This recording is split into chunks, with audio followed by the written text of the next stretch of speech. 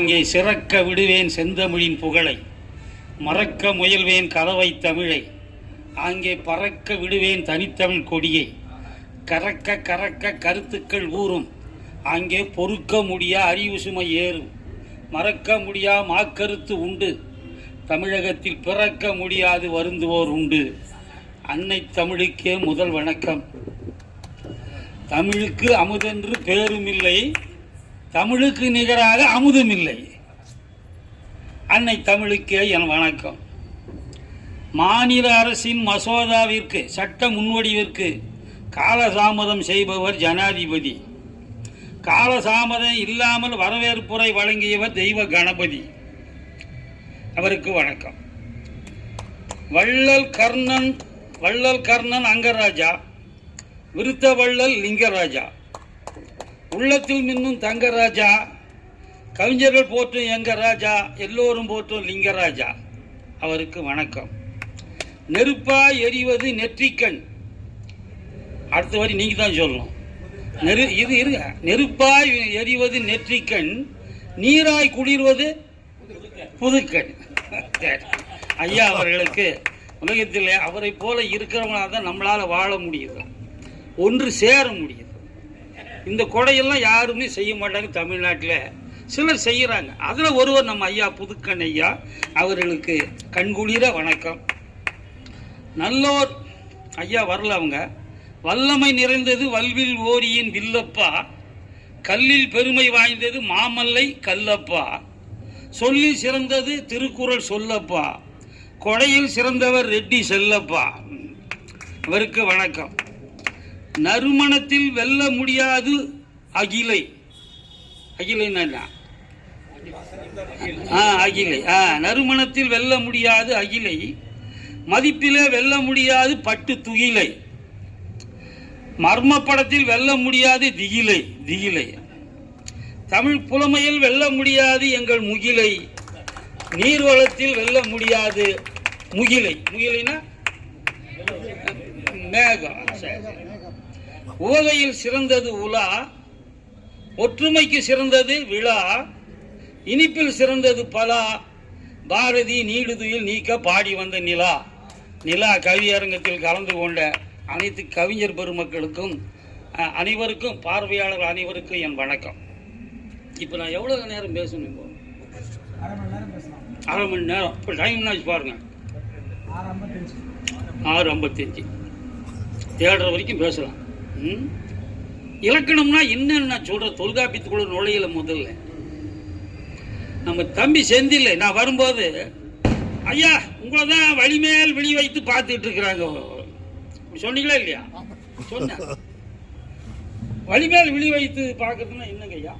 அப்படின்னா என்ன?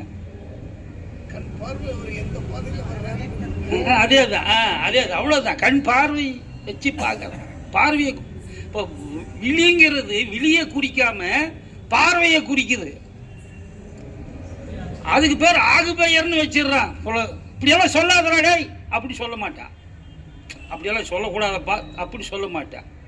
இப்போ வீட்டில் எலியை ஒழிக்கணும்னா என்ன பண்றோம்? நம்ம வீட்டில் எலியை ஒழிக்கணும்னா நம்ம என்ன செய்யறோம்? எங்க பாருங்க, இவர் சொல்றது நமக்கு பாயிண்ட் இல்ல. இருங்க, இவர் சொல்றதை கேளுங்க. ஐயா சொல்லுங்கய்யா. மருந்து வைக்கிறோம் பாத்தீங்களா?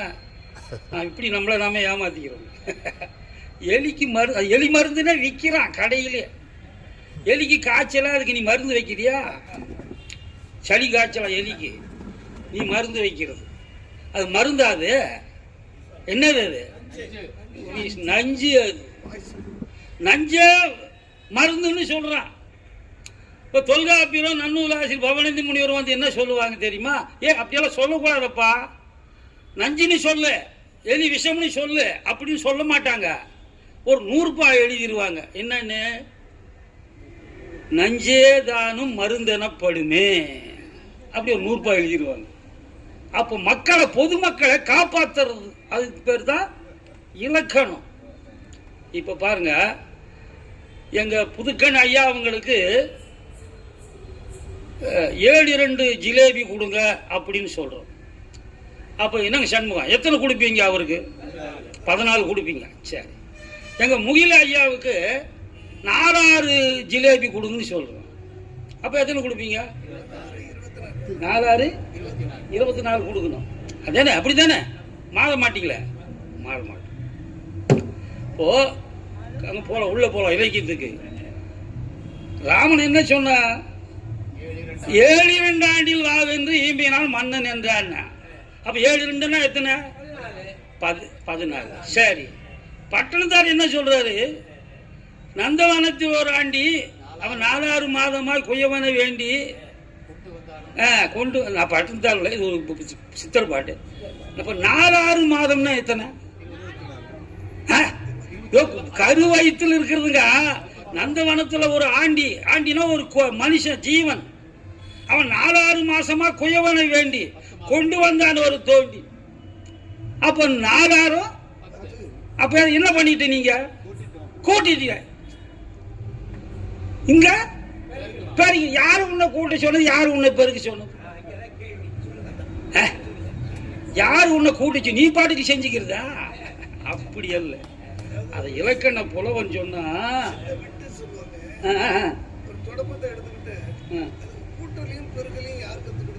அப்படி மேல பாத்தீங்களா? அதையோ கை தட்டுங்க, அருமையா.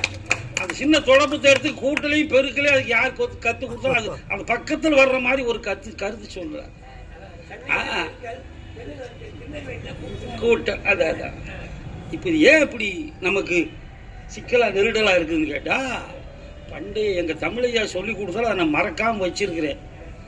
3 வருஷம் கழிச்சு நான் அந்த கல்லூரிக்கு போகும்போது அதை அவர்கிட்ட சொன்ன, அவர் அழுதுகிட்டாரு. இதே கவனம் வச்சுட்டு பேசுறேன் சொல்றியப்பா அப்படின்னு.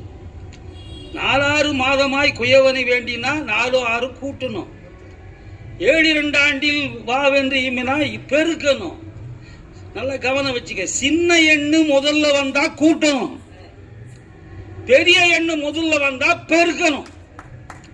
புரியுதா? அது பழைய முறையில் இருந்துச்சு, அது மறைச்சிட்டு மறந்து போயிட்டாங்க, எல்லாருமே மறந்துட்டாங்க.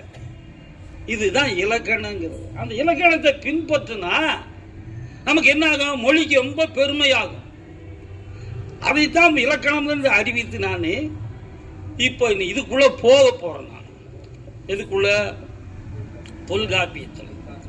ஆமா, ஒரு சின்ன கேள்வி. நான் கேட்ட கேள்விக்கு எந்த பேராசிரியரும் பதில் சொல்லலை. தெரிஞ்சா தானே சொல்ல. நாஸ்திகத்துக்கு ஆஸ்திகத்துக்கு என்னங்க வேறுபாடு? நீங்க லிங்கராஜா நீங்க சொல்லுங்க. நாஸ்திகத்துக்கு ஆஸ்திகத்துக்கு என்ன வேறுபாடு? ஒரே வேறுபாடு. வழிபாடு உண்டு, வழிபாடு இல்லை. அதெல்லாம் ஒண்ணும் கிடையாது. தெரிஞ்ச கேள்வியை கேட்டா அது ஆஸ்திகம், தெரியாத கேள்வியை கேட்டா அது நாஸ்திகம். தெரியாத கேள்வி கேட்டா அது நாஸ்திகம். வேற ஒண்ணு நீ பெருசா கிடையாது. இப்ப ராம காட்டுக்கு சீதை லட்சுமணன் காட்டுக்கு போகும்போது செருப்பு போட்டு போனாங்களா அப்படின்னு கேட்டு பாருங்க. அப்படியே உயிரை மடிச்சுக்கு. 14 வருஷம் காட்டில் இருந்தார் ராம. அது மீசையை முளைக்கல, தாடியை முளைக்கல கேட்டா அதுக்கு சண்டைக்கு வருவாங்க. இது நம்ம என்ன கேட்டுட்டோம் முதல்ல? அதுதான் தெரிஞ்ச கேள்வியை கேட்டா அது ஆஸ்திகம், தெரியாத கேள்வியை கேட்டா அது நாஸ்திகம். வேற ஒண்ணு இல்லை, அதுக்குள்ள போக வேண்டாம். அந்த மாதிரி ஒரு கேள்வி இலக்கணங்கிறது எப்படிப்பட்ட இயல்புல இருக்குதுன்னு கேட்டா, இலக்கணம் முதல்ல தோன்றலையா?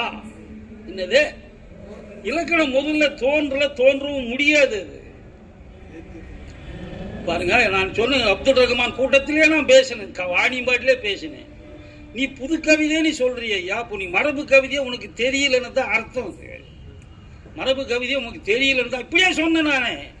நான் அஞ்சலை. நான் என் கருத்து நல்ல உறுதியா இருக்கு, ஸ்ட்ராங்கா இருக்குது. நான் எதுக்கு பயப்படணும்? வந்த நாள் முதல் இந்த நாள் வரை கவிதை மாறவில்லை. தேன் எழுத்தசை சீர்தழை அடிதொடை வகுத்த வெண்பா ஆசிரியப்பா கலிப்பா வஞ்சிப்பா எதுவும் மாறவில்லை. கவிஞன் மாறிவிட்டான், புது கவியில் ஏறிவிட்டான். வெண்டலை கண்டான், வெண்பாவை படைத்தான்.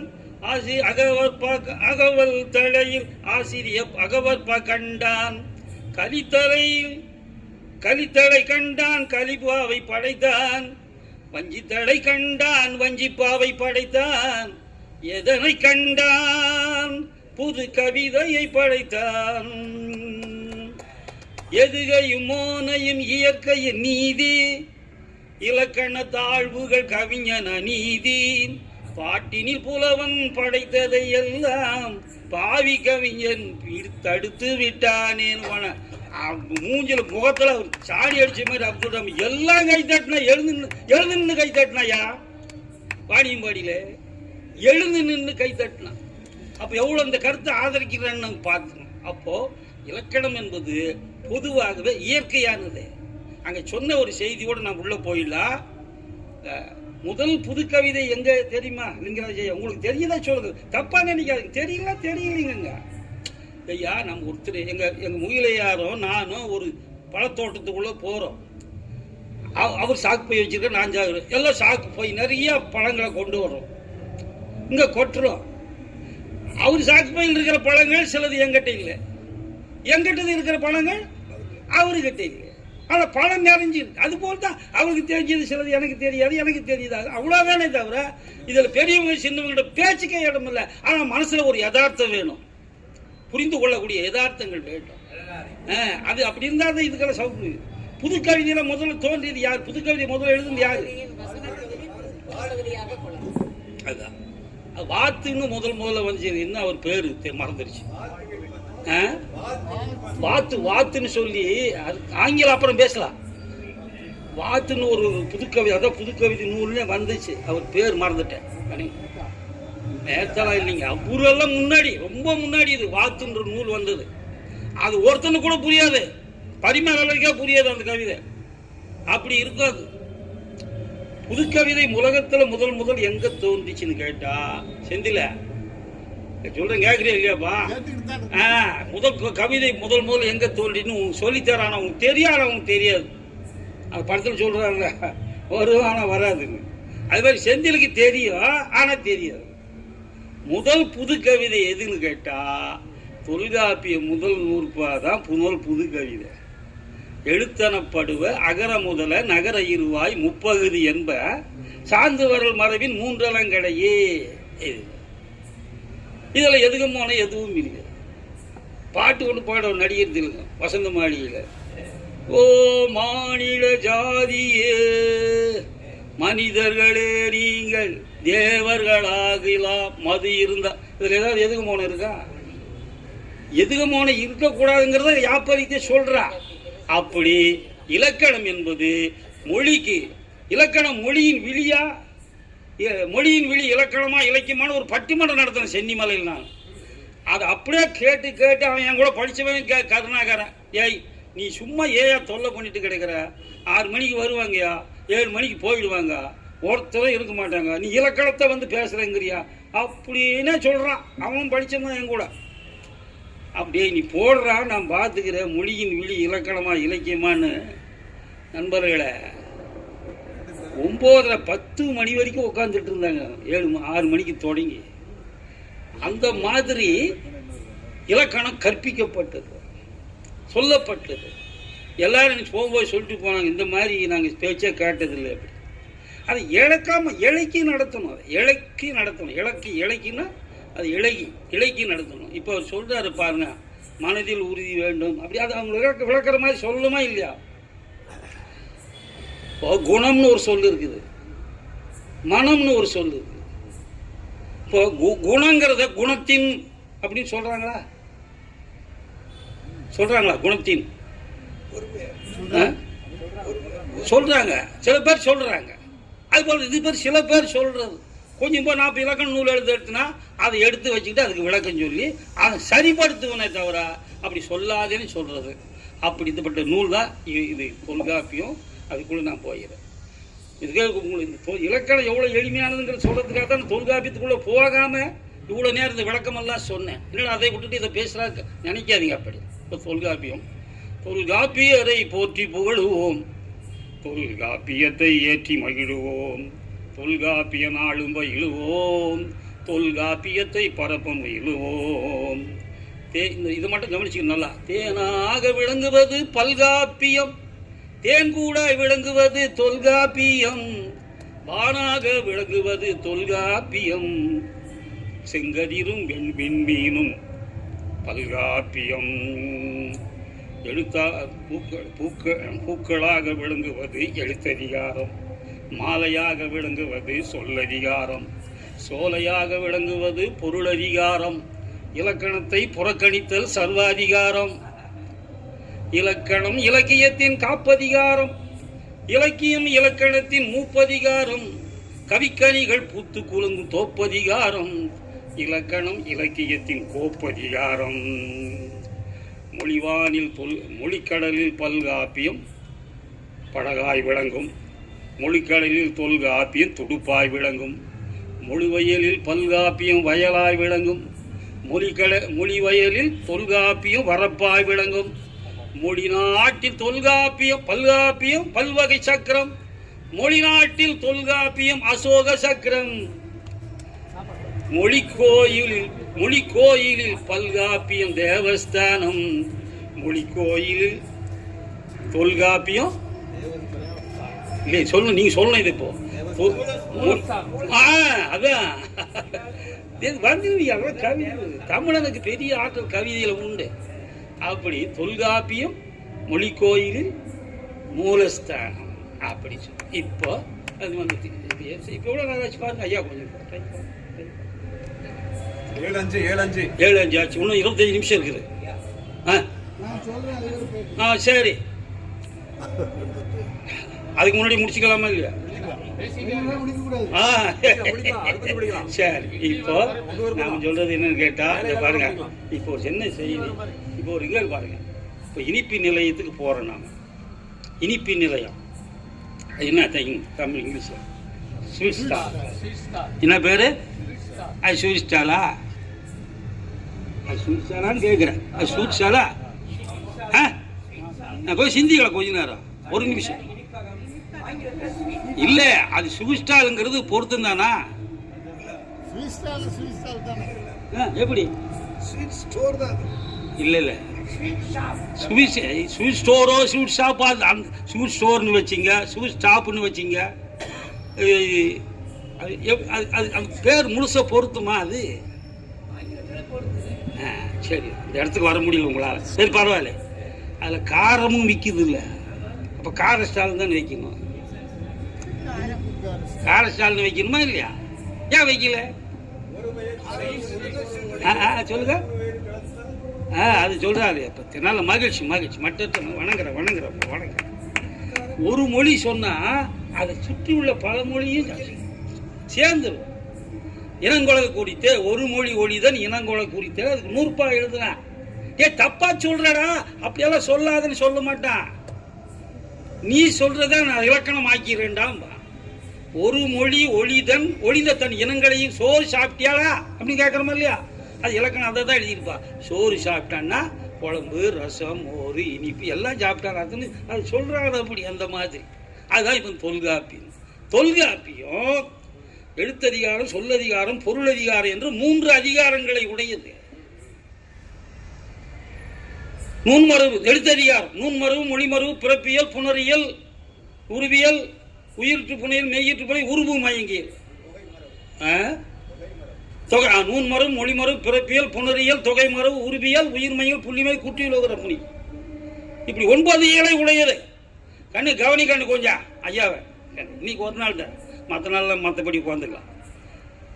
அடுத்தது சொல்லதிகாரம், அதுக்கும் எத்தனை இயலை?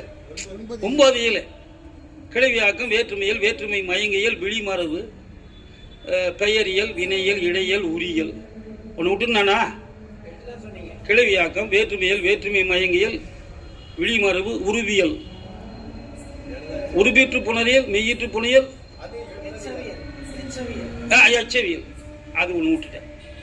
எச்சவியல் ஆச்சா? அடுத்து பொருளதிகாரம் வருது. அது அகத்தினியல், புறத்தினியல், களவியல், கற்பியல், பொருளியல், மெய்ப்பாட்டியல், ஊமையல், செய்யுளியல், மரபியல். 9 இயல். தொல்காப்பியருக்கும் திருவள்ளுவருக்கும் ஒரு பிரச்சனை, கொஞ்சம் அமைதி போர். அது என்னன்னா, தொல்காப்பியத்தில் அதிகாரம் பெருசு, இயல் சிறுசு. கிளவியாக்க, வேற்றுமையல், வேற்றுமை மயங்கியல், அப்படின்னு பெயரியல், வினையியல், இடையல், உரியல்னு இயல் சிறியது. எதுல? தொல்காப்பியத்தில். அதிகாரம் பெருசு. தொல்காப்பியர், திருவள்ளுவர் இயல் பெருசு. இல்லறவியல், துறவரவியல், களவியல், கற்பியல். அதிகாரம் சின்னது. அதிகாரம் ஒரு அதிகாரம் தானே. கடவுள் வாழ்த்து, வாழ் சிறப்பு, வாழ்க்கை துணி, இப்படி அதிகாரம் சின்னது. இந்த ஒரு ஒப்புமையை கொஞ்சம் மனசுல வச்சுக்கணும். எதையுமே ஒரு மனசுல வச்சுக்கிட்டா என்ன செஞ்சில, ஒரு மனசுல வச்சாதான் எதுவுமே ஒரு எளிமையா இருக்கும். அந்த வகையில இப்போ எழுத்ததிகாரம் அதுக்குள்ள நுழைய போறோம். எழுத்தனப்படுவ அகர முதலன் அகர இருவாய் முப்பகுது என்ப சார்ந்து வரல் மரபி முந்தரங்கடிய. இப்போ நான் ஒன்று கேட்குறேன், ஆனால் நீங்கள் இது ஆங்கிலம் படிச்சுக்கணும். எழுத்ததிகாரம்னா அதில் என்னென்ன சொல்லியிருக்கோம் சும்மா சொல்லுங்க, கற்பனையாகவே சொல்லுங்க, உங்களுக்கு தெரிஞ்சது. அது என்ன சொல்லி இருக்கும்? அதில் எழுத்ததிகாரத்தில் என்ன சொல்லியிருக்கோம்? எழுத்துக்களை பற்றி சொல்லியிருக்கு ஐயா. 8 மணி பஸ் எத்தனை மணிக்கு போகும்? 8 மணி பஸ் எத்தனை மணிக்கு போகும்? 8 மணிக்கு தான் போகும். 8 கால் பூச்சிக்கு எத்தனை கால்? 8 கால். அது மாதிரி தான் இலக்கணமே. அப்படியே இதே தான் இலக்கணம். பாரியா, வினை முற்றுனா என்னன்னு கேள்வி கேட்பான் பரீட்சையில். நான் பையன் இது படித்தேன் சொல்லி கொடுத்து அதனை நான் பிறகு சொல்கிறேன். வினை முற்று பெறுவது வினை முற்றுன்னு எழுதிட்டா அவனுக்கு 2 மார்க்குக்கு 1 மார்க் வந்துடும். பாஸே வந்து 1/4 மார்க்கு தான், 25% தான் பாஸ் போடுறான். இவன் 50% மார்க் வாங்கிட்டா. அதில் ஒன்றும் படிக்காதே. வினை முற்று பெறுவது வினை முற்று, அவ்வளோதான். 8 கால் பூச்சிக்கு எத்தனை கால் ஐயா? 8:30 மணி போச்சு எத்தனை மணிக்குயா போகும்? அதையா இலக்கணம் அப்படின்னு.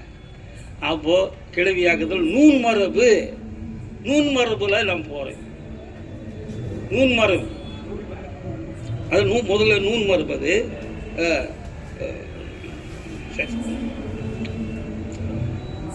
தாய் தந்தை உறவு தாலாட்டில் விளங்குவது தாழ் மரபு. தாலாட்டு உறவுக்கு தாழ் மரபு. தாழ்னா என்ன? நாக்கு. தாலாட்டு உறவுக்கு தாழ் மரபு. தாய் சேய் உறவுக்கு ஐயா அவ்வளோ என்னையா இதுக்கு மேல என்ன இலக்கணம் படிக்கும்? தாய் சேய் உறவுக்கு பால் மரபு. தாய் தந்தை உறவுக்கு அது சொல்ல முடியாது, சூழ் மரபு. எழுத்துக்களின் உறவுக்கு நூல் மரபு. அவ்வளவு. எழுத்துக்களின் உறவுக்கு நூல் மரபு. நூல் மரபுல எழுத்துக்களை பத்தி சொல்றேன். இது கஷ்டமா? இதை கஷ்டம்னு கத்துக் கொடுக்குறான் ஐயா. எழுத்துக்களின் உறவுக்கு நூல் மரபு. அது என்னையா சொல்றான்? உயிரெழுத்து 12, மெய் எழுத்து 18, உயிர்மை எழுத்து 216, ஆயுத எழுத்து 1, மொத்த எழுத்துக்கள் 247, சார்பு எழுத்து 3, 10 பார் அவர் நன்னூறாரு. அதைய மாணவனுக்கு எழுதி போடுவேன். உயிரெழுத்து 12, மெய் எழுத்து 18, முதல் எழுத்து என்று சொல்லுவார். இதை கேட்டுக்கடா, இன்னும் பார்த்துக்கடா, சொல் இலக்கணம் சொல்லப்படும். தீதான் என்ற ஓர் எழுத்து நின்று தனி எழுத்து பொருள் தந்தது. அது போல ஆயி வைப்போக்க கைக்கோ தனி எழுத்து பொருள் தந்தது. தனித்து நின்றெழுத்து பொருள் தந்திட்டால் ஓர் எழுத்து ஒரு மொழியாம். எழுத்துக்கள் சேர்ந்து பொருள் தந்திட்டால் எழுத்து தொடர் மொழியா. எழுத்து தொடர் மொழியா அப்படின்னு பையன் பாடுவான். 10% படிப்பாயா. 150 மாணவனுக்கும் தெரியுது. சொல்ற வேகத்துல மாதி சொல்லிட்டு நூல் மரபு மொழி மரபு செய்தி. நூல் மரபுன்னா எழுத்துக்கள். உயிரெழுத்து 12, மெய் எழுத்து 18, முதல் எழுத்து என்று சொல்லுவார். உயிராக மெய்யாக இவ்விரண்டு விளங்குவது அழிவாறு இனிது சொல்லுவார்.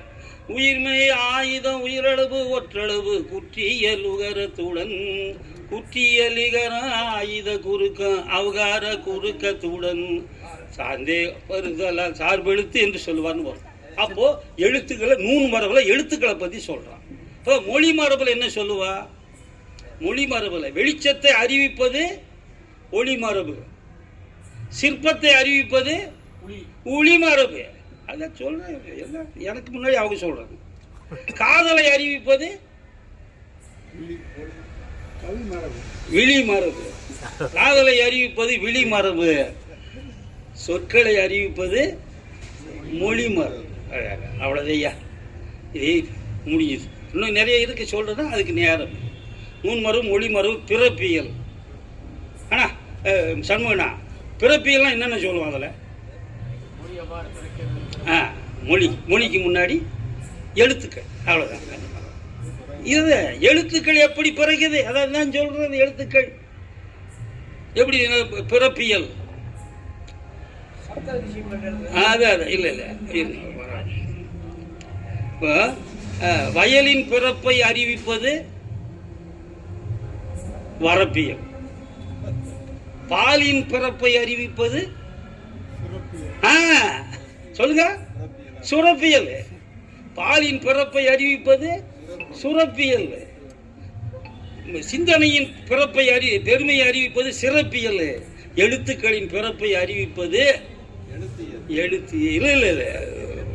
பிறப்பியல். பிறப்பியல் எப்படி எழுத்து பிறக்குன்னு சொல்றேன், அதை பத்தியா ஒரு நாளைக்கு பேசலாம். பிறப்பியல் அது நூன்மரபு, மொழிமரபு, பிறப்பியல், புணரியல். புணரியல், புணர்றதுன்னா என்னன்னா அதேதான் இணையிறது.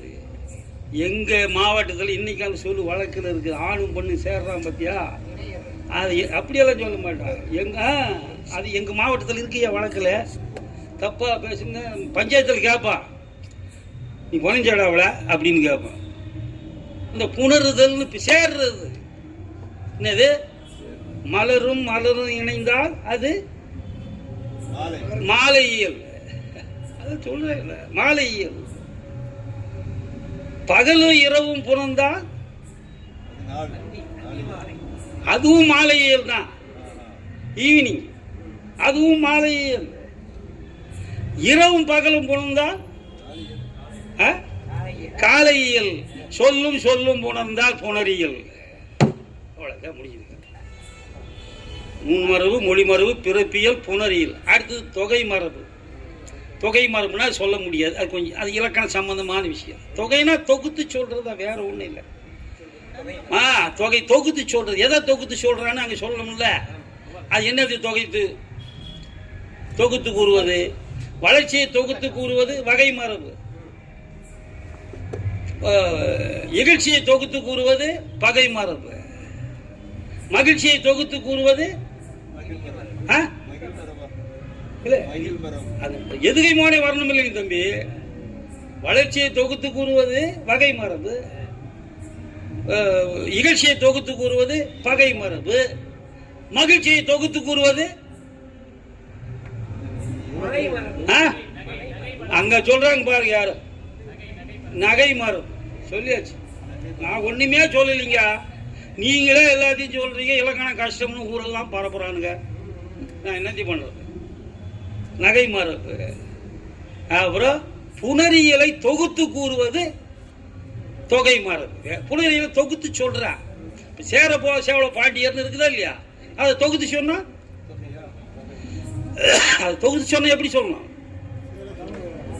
இல்ல, சேர சோழ பாண்டியர் எப்படி தொகுத்து சொல்றது, மூவேந்தர். மாபலா வாழையை எப்படி தொகுத்து சொல்றது, முக்கணி. இதேதான், அதை தொகுத்து சொல்றாங்க. அப்ப நூன் மரபு, மொழி மரபு, பிறப்பியல், புணரியல், தொகை மரபு. அடுத்தது உருபியல். இது என்னையாது, கை.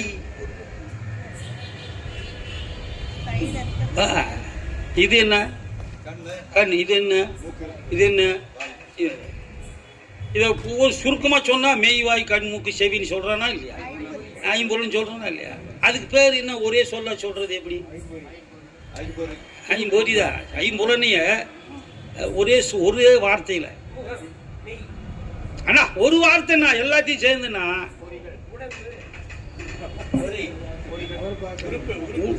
யார் சொன்னா, ஆமா உறுப்பியல். உறுப்பு, அதான் உறுப்பியல். அது உறுப்பியலையா, உருபியல். அது உறுப்பியல் நாம சொல்றோம், அது உருபியல்னு வச்சிருப்பான். உறுப்பியல் ஏன் சொல்லலாம், அவன் விருப்பத்துக்கு தான் சொல்லுவான், அவன் விருப்பத்துக்கு தான் சொல்லுவான்.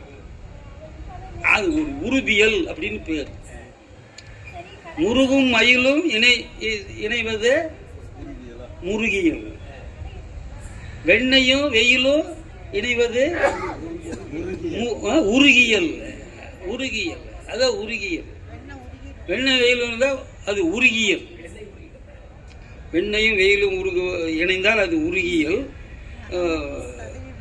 உள்ளமும் எண்ணமும் இணைந்தால் அது மருகியல். மருகிட்டே கிடைக்கும் மருகியல்.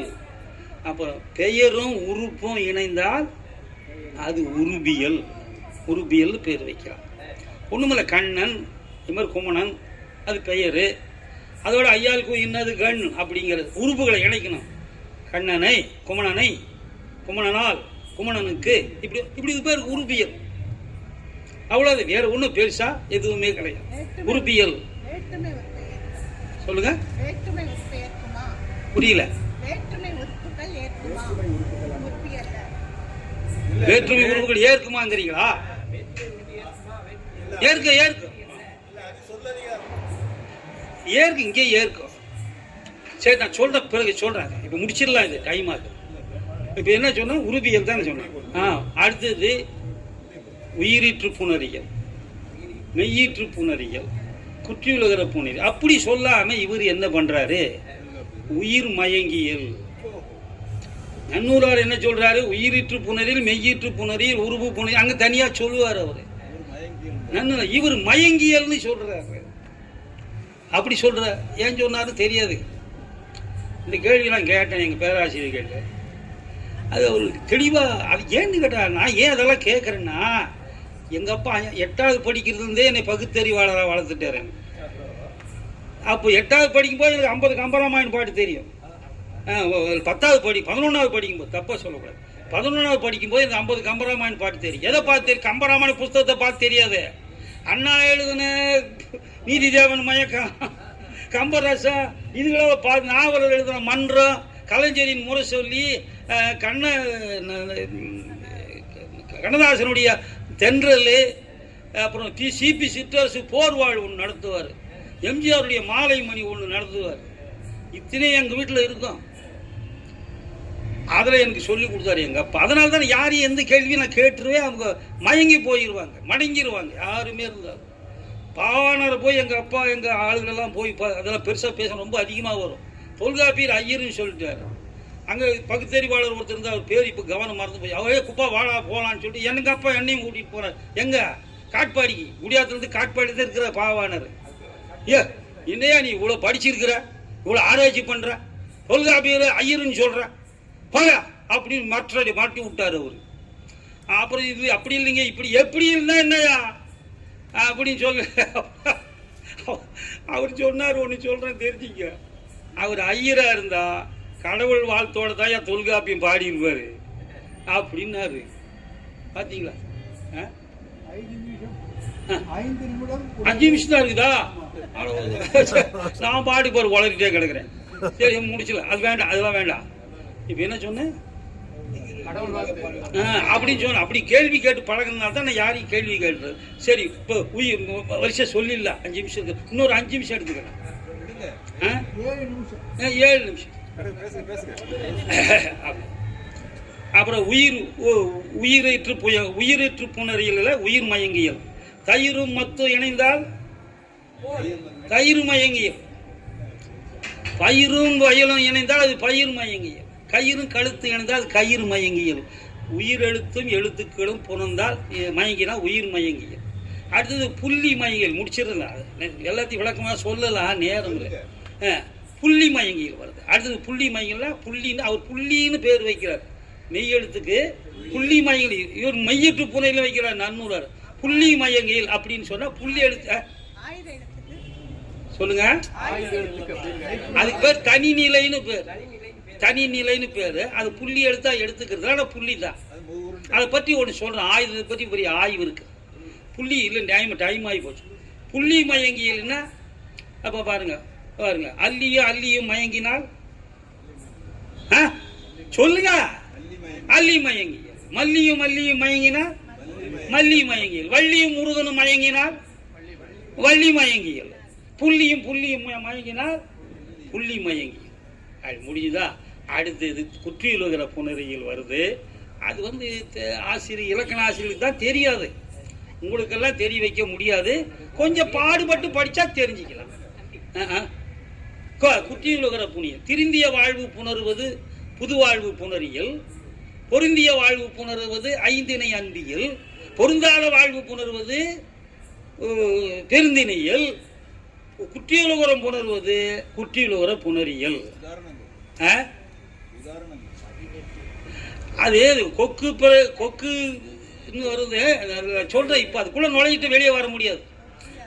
சுடுதுபுரி என்கிற 6 எழுத்து ஒரு சொல்லுக்கு இறுதியில் வந்தால் அது குற்றியுலகரம். அதுக்கு இப்ப வர்ற நிலைமொழியோ வருமொழியோ போனதா குற்றியுலகர புணரியல்னு பேர். கொக்கியாது அப்படின்னு சொல்லி அப்படின்னு வரும். இல்ல இல்ல தப்பு அது இல்ல. எப்படிங்க அது இல்ல, எப்படி புணருன்றத சொல்றேன். கொக்கு கூட்டல் யாதுன்னு தான் எப்படி புணரும். அப்படி புணர்றத மட்டும் சொல்றேன். நான் குட்டியில் ஒரு கிட்டில் வித்து போல.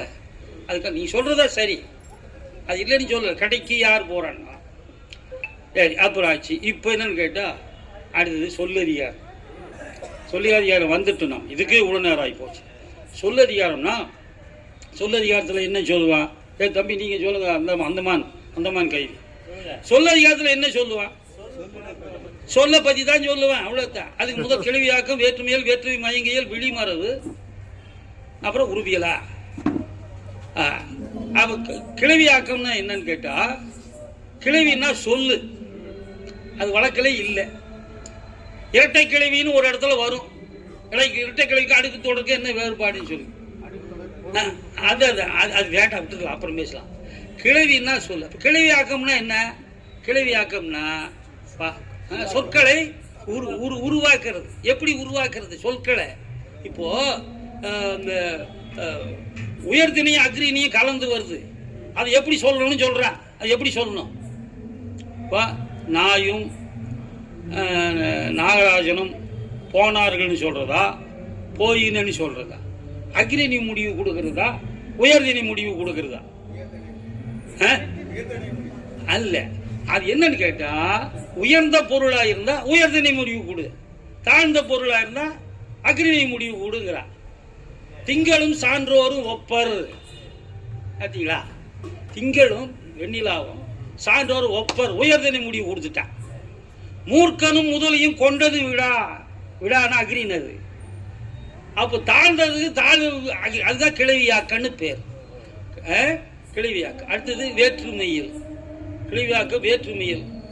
காற்றை வேற்றுமைப்படுத்துவது காற்றியல், ஆற்றை வேற்றுமைப்படுவது ஆற்றியல், சோற்றை வேற்றுமைப்படுத்துவது சோற்றியல், வேற்றுமை சொல்லை வேற்றுமைப்படுத்துவது வேற்றுமையல். அப்படின்னா என்னன்னு தெரியுது அவனுக்கு? காற்றை வேற்றுமைப்படுத்து காற்றியல்னா கிழக்கிருந்து வீசினா அது தெரியும், வடக்கிருந்து வீசினா தெற்கிருந்து வீசினா மேற்கிருந்து, அது என்னன்னு தெரியும். அதுக்கு வேற்றுமை. அடுத்தது வேற்றுமை மயங்கியல். சுருக்கமாக சொல்லிட்டு அது விளக்கம் சொல்ல முடியும்.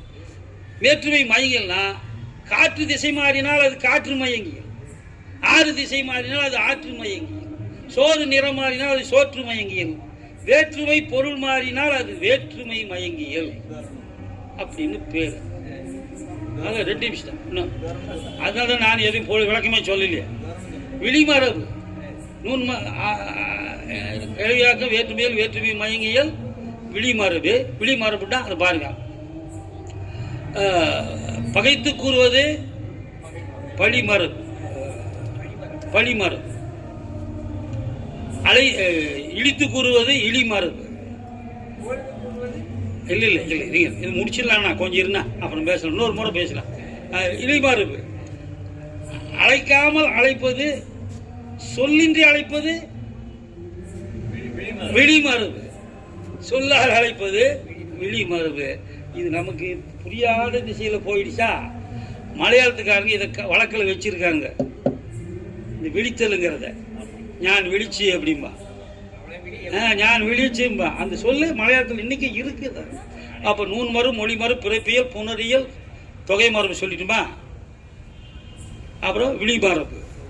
விழிமரபு ஆயிட்டுதான் அது என்னது பெயரியல். இதெல்லாம் ஒன்றும் சொல்ல வேண்டியதில்லை. அது நான் பாட்டை சொல்றதுன்னா, உயர்வின் இயல்பை கூறுவது உயர்வியல், அயர்வின் இயல்பை கூறுவது அயர்வியல், துயரின் இயல்பை கூறுவது துயரியல், பெயரின் இயல்பை கூறுவது பெயரியல். அடுத்தது வினையியல். இதுக்கு விளக்கம் சொல்லலை, இதெல்லாம் தெரியும் ஓரளவுக்கு. இதெல்லாம் பெயர் சொல்லுன்னா என்ன. அடுத்தது வினையியல்.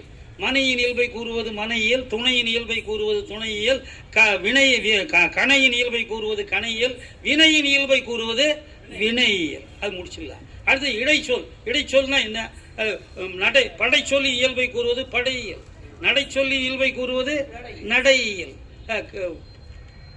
இடைச்சொல்லின் இயல்பை கூறுவது இடையியல். இடைச்சொல்னா அது என்ன சொல்லணும்? அதை இடைச்சொல். அது கொஞ்சம் புலவர்களால் தான் புரியாது. அடுத்தது பெயரில் வினையில் இடை உரியியல். உரியியல் மட்டும் கொஞ்சம் நல்லா கவனிச்சுங்க. இது ரொம்ப நுட்பம். எனக்கு புரியல, என்னடா எழுதுன்னு ரொம்ப நாள் புரியாமல் தான் அதை அமைச்சேன் நான். அரியின் தூணில் மறைந்து வெளிப்படுவது அரியல். என்னன்னா, உங்களுக்கு பிடிச்ச சப்ஜெக்டாக சொல்கிறேன், இன்னும் 2 நிமிஷம் கொடுங்க. தூணில் மறைந்து வெளிப்படுவது அரியல். அரி தூணில் இருந்தாலும் மறைஞ்சு வந்தான். அரி அரி. சரி. விறகில் இருந்து வெளிப்படுவது எரியல். யார் சொன்னாங்க? ஆமா, ரொம்ப படிச்சது ஒரு காலமா இருந்தாலும் தயார் பண்ணிட்டு வந்திருக்கிறேனுங்க. அவர் தயார் பண்ணாமலே சொல்றாரு. அப்ப எவ்வளவு பெரிய என்ன விட மேதியா தான் இருக்கிறாரு. கை தட்டுங்க அவருக்கு. அவர் பேர் என்ன? சிவா. நல்ல நல்ல மகிழ்ச்சி, உங்களை பாராட்டுறேன். நீங்க அணியப்படுத்தாமலே வந்திருக்கீங்க, தயார் பண்ணாமலே. கேட்டதுக்கெல்லாம் பதில் சொல்றீங்க. எவ்வளவு ஞானம் பாருங்க. என்ன சொல்லிட்டு இருந்தப்ப நானு? எரியல். விரையில் மறைந்து வெளிப்படுவது, இறையில் மறைந்து வெளிப்படுவது எரியல். அப்புறம் அரிசியில் மறைந்து வெளிப்படுவது அதான் அரியல் சொல்லிட்டு. அரிசியில் மறைந்து வெளிப்படுவது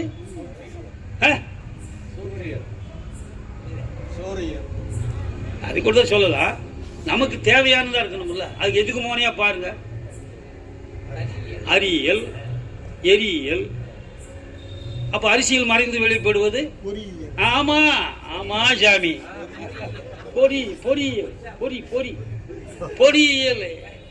அடுத்தது இதை சொல்ற பாரு, விளக்கம் சொல்ற பாரு. சொல்லிலே மறைந்து வெளிப்படுவது உரியல். சொல்லுல எல்லா சொல்லு இதான் புலவருக்கு தான் சரின்னு சொல்லி வகுத்து வச்சிருக்கிறா.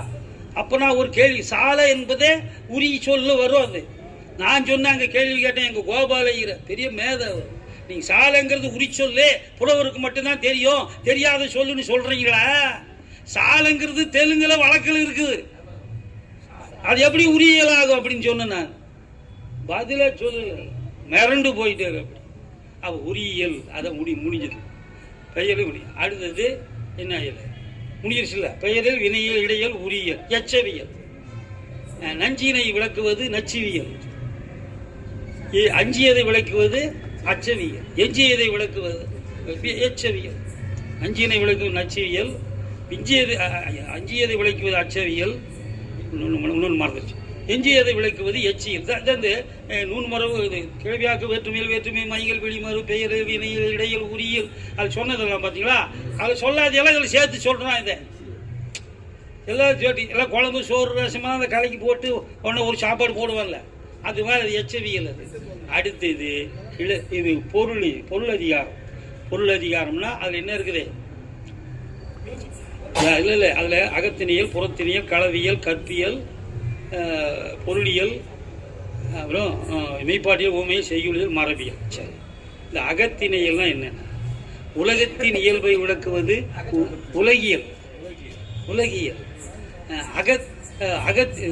முகத்தின் இயல்பை விளக்குவது முகத்தியல். அது சொல்றேன், அந்த ரைவிங்கா சொல்லணும். முகத்தின் இயல்பை விளக்குவது முகத்தியல். அப்புறம் அகத்தின் இயல்பை குடும்ப வாழ்வின் இயல்பை, அகத்தின் இயல்பை விளக்குவது அகத்தியல். சுகத்தின் இயல்பை விளக்குவது சுகத்தியல். அகத்தின் இயல்பை விளக்குவது அகத்தியல். அகத்தின் இயல்புனா குடும்ப வாழ்க்கை, இல்லற வாழ்க்கையை சொல்றது அகத்தியல். புறத்தினியல்னா என்னன்னா? அறத்தின் இயல்பை விளக்குவது அறத்தியல். திறத்தின் இயல்பை விளக்குவது திறத்தியல். புறத்தின் இயல்பை, மரத்தின் இயல்பை விளக்குவது மரத்தினியல். புறத்தின் இயல்பை, போர் வாழ்வின் இயல்பை விளக்குவது புறத்தினை. போர் வாழ்வு, போர் எப்படி புரியணுங்க? புறத்தின் இயல்பை புறத்தினை, அகத்தினை புறத்தின் களவியல்.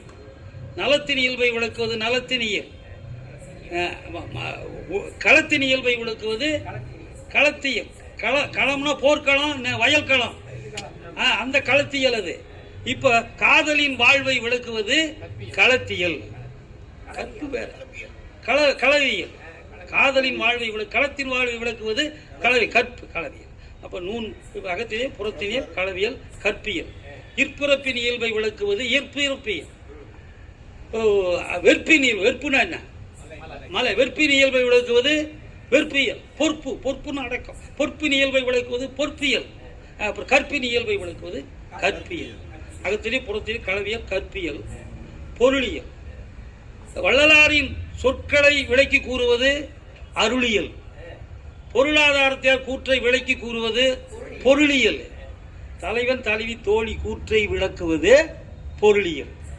தொல்காப்பி எவ்வளோ பேர் நுட்பமான தமிழ் நுட்பமானா பேசுறதுக்கு மட்டும்தான் பொருளியல்னு பேர் வச்சாயா, வேறு எதுக்குமே வைக்கல. அப்படி 27 இயல்ல எப்படி பேசணுங்கிறதுக்கு பொருளியல், பொருளியல் பேர் வச்சுக்கிறான். உலகத்தில் வச்சிருக்கான் பொருளியல் பேர். பொருளியல் சொல்லிட்டா அகத்திலே புறத்திலே களவியல் கற்பியல் பொருளியல். மெய்ப்பாட்டியல். நெய்ப்பாட்டின் இயல்பை விளக்குவது நெய்ப்பாட்டியல். பொய்ப்பாட்டின் இயல்பை விளக்குவது பொய்ப்பாட்டியல். இப்போ சொல்ற நுட்பம் கொஞ்சம் சிலேட. மெய்ப்பாட்டின் இயல்பை விளக்குவது மெய்ப்பாட்டியல். மெய்ப்பாட்டின் இயல்பை விளக்குவது மெய்ப்பாட்டியல். மெய்யான பாட்டினுடைய இயல்பை விளக்குவது மெய்ப்பாட்டியலே. மெய்ப்பாட்டு, மெய்ப்பாட்டுனா ஆக்ஷன். மெய்ப்பாட்டுனா ஆக்ஷன். மெய்ப்பாட்டின் இயல்பை விளக்குவது மெய்ப்பாட்டியல். அதாச்சா மெய்ப்பாட்டியல். ஊமையல். இது எளிமையா புரியும். நலத்தின் இயல்பை விளக்குவது நலவியல். களத்தின் இயல்பை விளக்குவது களவியல். ஒன்று 2 தான் இருக்கு. களவியல். நெய்தல். ஐயோ சொல்லி முடியும். என்ன சொன்ன என்ன அது என்ன? ஊமையல் செய்யுளியல். அடுத்தது ஊமையல். அதாவது ஊமையின் உண்மையின் இயல்பை விளக்குவது உண்மையியல். நன்மையின் இயல்பை விளக்குவது நன்மையியல். ஊமையின் இயல்பை விளக்குவது ஊமையியல். ஊமை. அதோ அந்த பறவை போல வாழ வேண்டும், இதோ இந்த அலைகள் போல, இது ஊமையியல். மெய்ப்பாட்டி ஊமை செய்யுளியல் மரபியல் ஊமை ஊமையியல். அப்புறம் செய்யுளியல். மெய்ப்பாட்டி ஊமையில் செய்யுளியல். செய்யுளியல் சொல்றேன் பாருங்க. நெய்தலின் இயல்பை விளக்குவது நெய்தலியல். நெய்தலின் இயல்பை விளக்குவது நெய்தலியல். இது புரியுதா? 2 வேற வேற. தொழில். ஆமா பாரு சண்முகம் அழகா சொல்லித்தர. நெய்தலின் இயல்பை விளக்குவது நெய்தலியல். நெய்தலின் இயல்பை விளக்குவது நெய்தலியல். செய்யினா வயல்னு பேரு. செய்யுள் இயல்பை விளக்குவது செய்யுளியல். செய்யினா வயல்னு பேரு. நன்செய் புஞ்சை சொல்றாங்களே. செய்யுள் இயக்குவது செய்யுளியல். அப்புறம் செய்யுளியின் இயல்பை விளக்குவது செய்யுளியல். முடிஞ்சிருச்சா? அகத்தினியல் புறத்தினியல் களவியல் கற்பியல் பொருளியல் மெய்ப்பாட்டியல் ஊமையல் செய்யுளியல். ஒண்ணுதான் இருக்கு ஐயா. மரபியல். மரபியல். மரபுன்னா என்னன்னு கேட்டா முன்னோர்கள் சொன்னதெல்லாம் தரவியல். அதை பின்னோரும் சொல்லுவது மரபியல். பழக்கமும் வழக்கமும் தரவியல். அதன் விளக்கமும் முழக்கமும் மரபியல். அதுதான். அவ்வளவுதான். இதுல கொஞ்சம் விளக்கமா சொன்ன ஒரு மணி நேரம் கிடைச்சா இது ஒரு நல்லா உங்களுக்கு போர் அடிக்குமா? போர் அடிக்கல. அதான் இலக்கணம் சொன்னா இறந்துட்டாரு பாவம். யாரு இப்போ இறந்தாரு? ஈரோடு தமிழன். அவர் கடிதம் எழுதுன நானே. ஐயா இங்க இருக்கிற கவிதைகள் எல்லாம் குழி தோண்டி புதைச்சி விட்டு எங்கே இருக்கிற கவிதைகள்லாம் கொண்டு பயிர் வைக்கிறியா, குழி தோண்டி பயிர் வைக்கிறியான்னு 10 ஆளுக்கு அப்போ எழுதுனான்.